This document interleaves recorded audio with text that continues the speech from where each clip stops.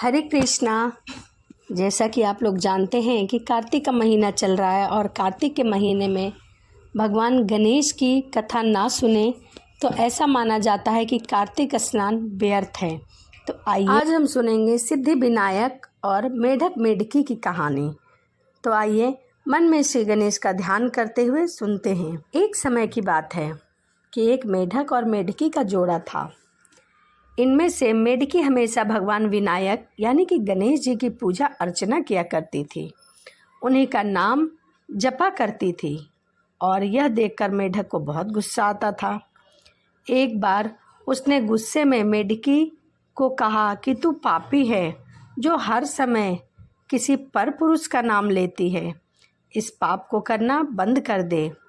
मेढक ने इस प्रकार से मेढकी को धमकी दी कि यदि आज के बाद तूने विनायक जी का नाम लिया तो मैं तेरा सिर फोड़ दूंगा। उसके बाद मेढक की इस बात से गणेश जी मेढक से बहुत नाराज़ हुए कि मेरे भक्त को ऐसा कह रहा है। इसके बाद एक दिन राजा की एक दासी आती है और दोनों मेढक मेढकी जिस पानी में रहते हैं उसे एक पात्र में डालकर लेकर चली जाती है। जहाँ वह उस पानी को चूल्हे पर चढ़ाती है तभी मेढकी तो भगवान गणेश का नाम लेती रहती है, तो लेने से उबलते पानी में भी कष्ट नहीं पाती, लेकिन मेढक दर्द से कहरा रहा होता है क्योंकि वह हरि नाम नहीं लेता है। गर्म पानी में भी जब वह मेढकी को बिना कष्ट के देखता है तो वह इसका कारण पूछता है। इस पर वह गणेश जी को उसका संकट दूर करते हुए बताते हैं। मेढक को भी ऐसा ही करने को कहती है। यह सुनकर जान बचाने के लिए मेढक ने भी श्री गणेश जी का नाम लेना शुरू कर दिया और इस प्रकार से उसकी जान बच गई।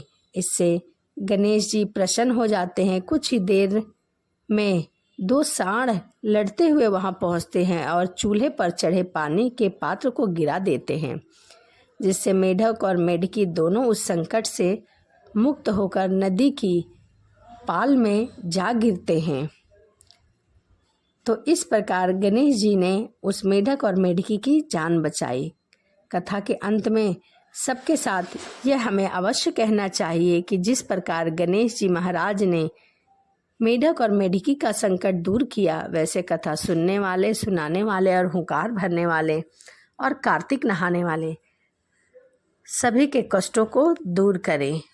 तो चलिए इसी के साथ वीडियो को समाप्त करते हैं और मिलते हैं अगली वीडियो में। हरे कृष्णा। आज हम सुनेंगे गणेश जी और बुढ़िया माई की कहानी। एक अंधी बुढ़िया थी जिसका एक लड़का और बहू थी। वह बहुत गरीब थी। वह अंधी बुढ़िया माई प्रतिदिन गणेश जी की पूजा किया करती थी।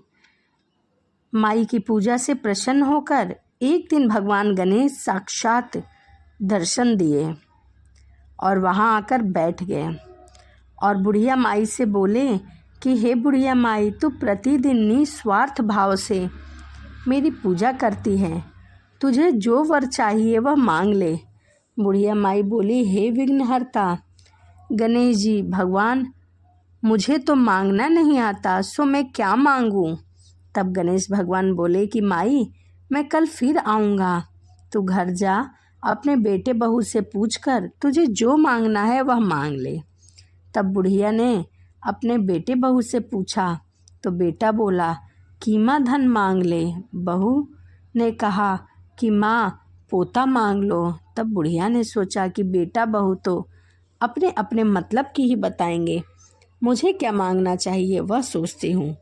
फिर वह एक अपने पड़ोसन के घर गई। उस बुढ़िया ने अपने पड़ोसन से पूछा कि पड़ोसन, मैं क्या मांगूं। तब पड़ोसन ने कहा कि हे बुढ़िया माई, तेरी थोड़ी सी जिंदगी बची है, तू क्यों ना धन और क्यों मांगती है, धन और पोता क्यों मांगती है, तू तो केवल अपने आंखें को मांग ले, आंखें मांगने से तेरा जीवन सुख में व्यतीत हो जाएगा। उस बुढ़िया माई ने बेटे बहू पड़ोसन की बात सुनकर घर में जाकर सोचा कि जिससे बेटा बहू भी खुश हो जाए और मेरा भी भला हो जाए, कुछ ऐसा मांगती हूँ।